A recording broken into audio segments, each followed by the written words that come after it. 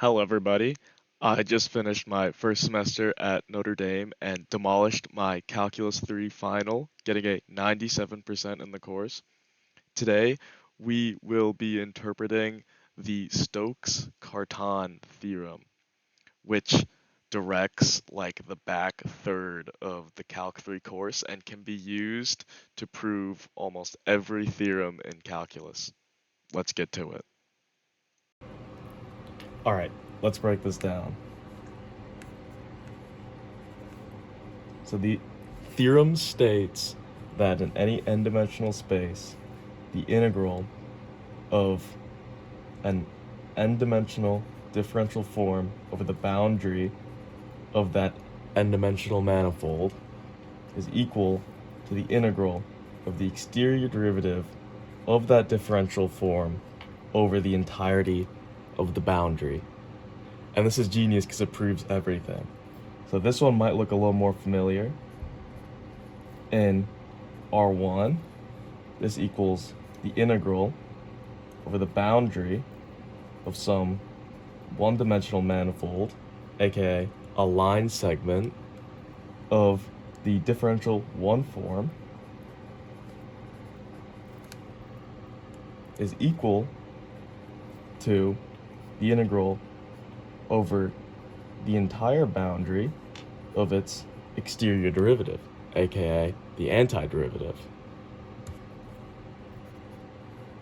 In R2, this is equal to the work integral over the boundary of some two-dimensional surface of the 2 form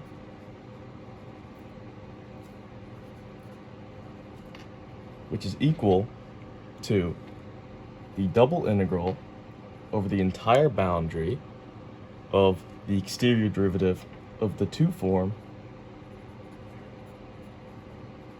the curl of the vector field. And in R3, this is equal to the surface integral of the boundary of the 3-dimensional manifold V, which is equal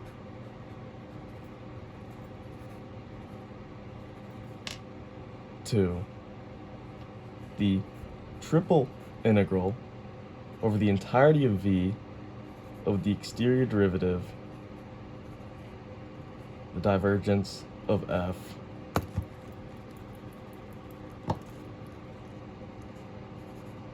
dV.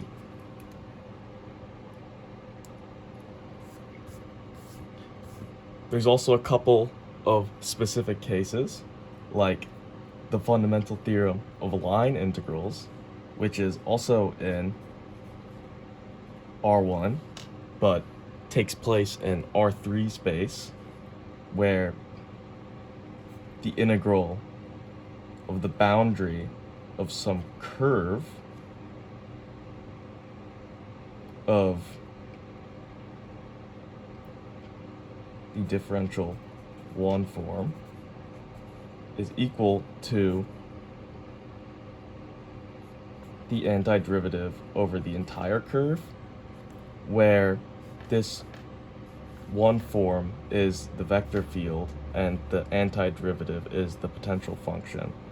So this would make more sense written like this.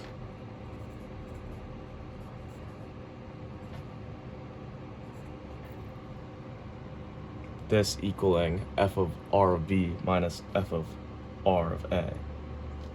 And another specific application of this is Green's theorem, where it is this formula up here bound onto a flat plane, meaning the curl of f is actually partial x, partial y, 0 cross p, q, 0. which gives us 0 minus 0, 0 minus 0, q partial x minus p partial y might look familiar because the line integral on the boundary of S of a closed curve f dot dr equals the double integral over S of q partial x minus p partial y with respect to area. So now let's explain this. So a manifold is basically a fancy abstract way of saying any nth dimensional shape. A differential form is an abstract way of saying any infinitely differentiable nth dimensional function. And its exterior derivative is its outside derivative. I will explain more through the rest of this. The boundary of the manifold is always in n-1 dimension, as you will see coming up. The easiest one to explain is the fundamental theorem of calculus. This one might look a little familiar.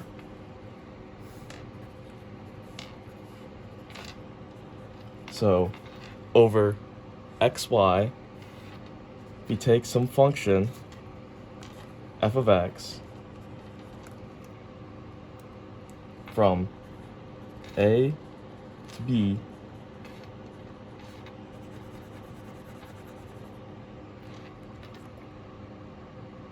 its antiderivative on the entirety of its one-dimensional boundary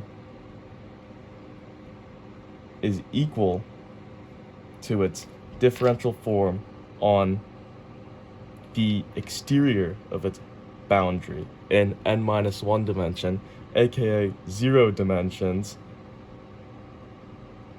aka f of b minus f of a. Sorry, this requires a lot of thinking. There's a lot of stuff that goes into this. So this is the same thing as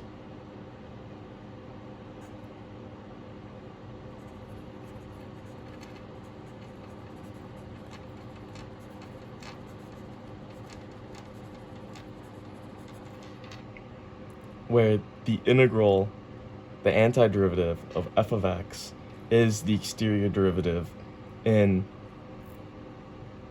n1. Now the exterior derivative is easiest to explain in R2, where now you are in 3 dimensions and you have some 2-dimensional surface manifold, which we'll call S, which is not the entire surface, but just like the sheet that wraps around it. So it's still, although it's curved in 3 dimensions, it's a 2-dimensional manifold. If oriented correctly,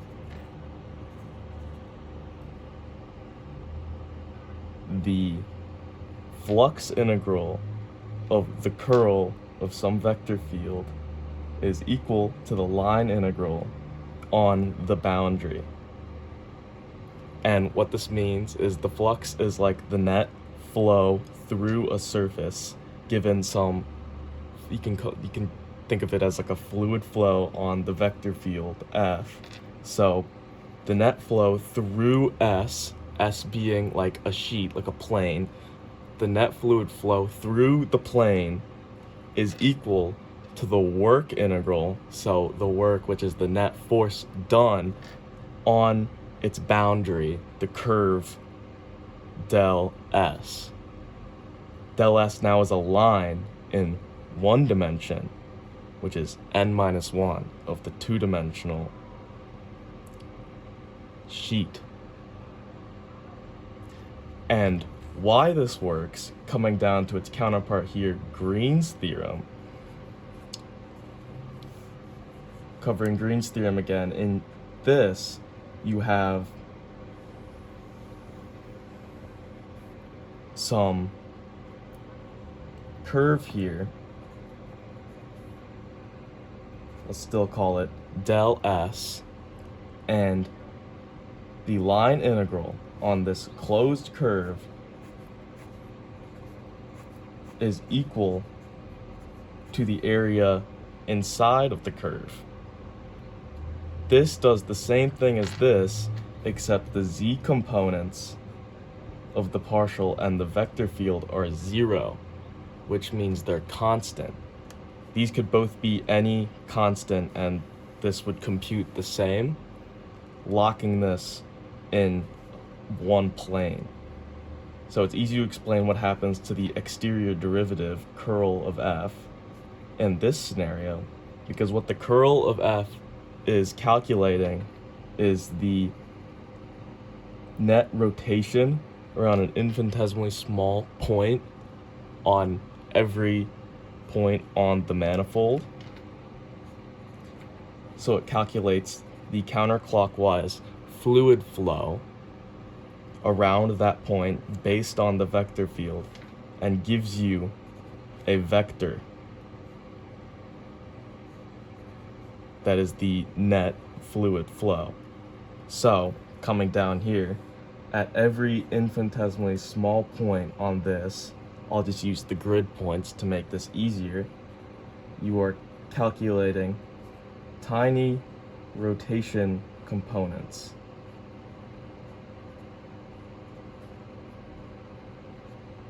On the entire thing. And if you expand this a little bit to get a better visual, this is the same thing as calculating something like this.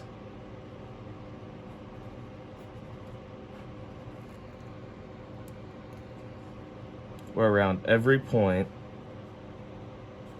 you have some counterclockwise rotational component. And if you look at this closely, these inner vectors will always cancel each other out because everything is rotating counterclockwise. So although you're getting the net rotation on every infinitesimally small point inside the region, it ends up equaling the net rotation around its entire boundary. And this works in any n-dimensional manifold. The process of calculating the exterior derivative is a little bit different in each dimension, but you calculate some sort of net expansion or curvature or rotation, and the inside components cancel each other out, leaving you with the rotation around the boundary, which then in this scenario you can calculate the work done on the boundary with respect to this rotation, and they equal each other. So in this one, since the z component is locked, it's on a plane, the insides cancel out, you calculate the work done on the boundary. Here, it's the same process in 3D, except the entire manifold cancels down to the boundary, and you calculate the work done to the boundary. Now in R3, it's slightly different.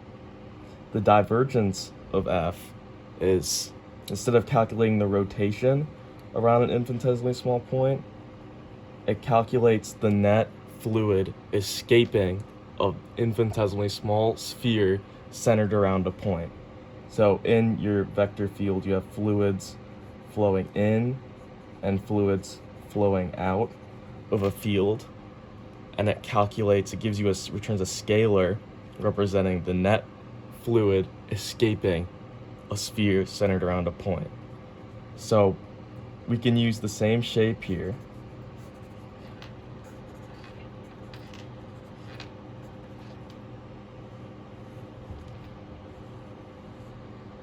That's terrible, but anyway. Now, V represents the entire three-dimensional manifold, although it looks the same, S was the sheet around it, V is the entire three-dimensional half sphere I've drawn here. And dV is now the two-dimensional sheet outside.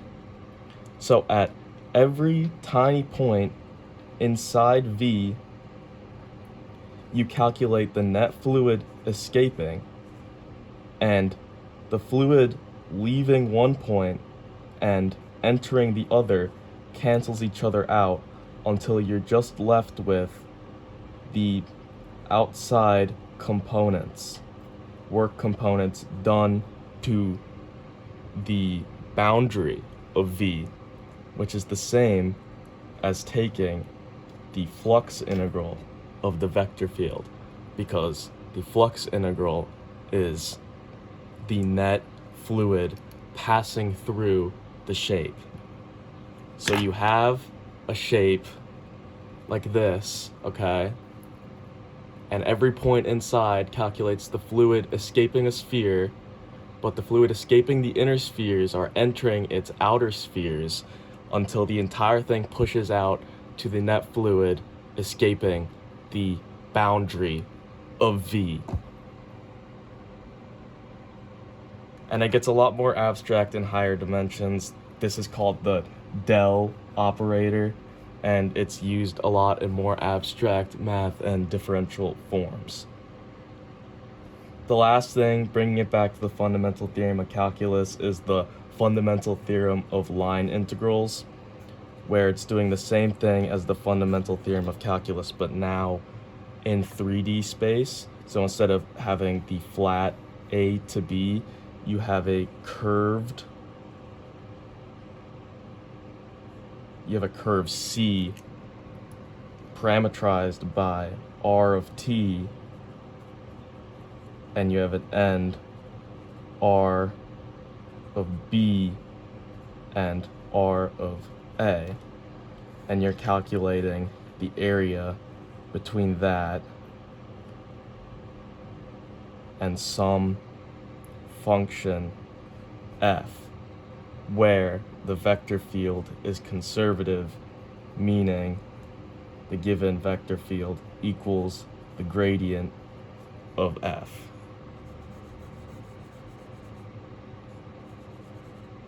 And that's about it.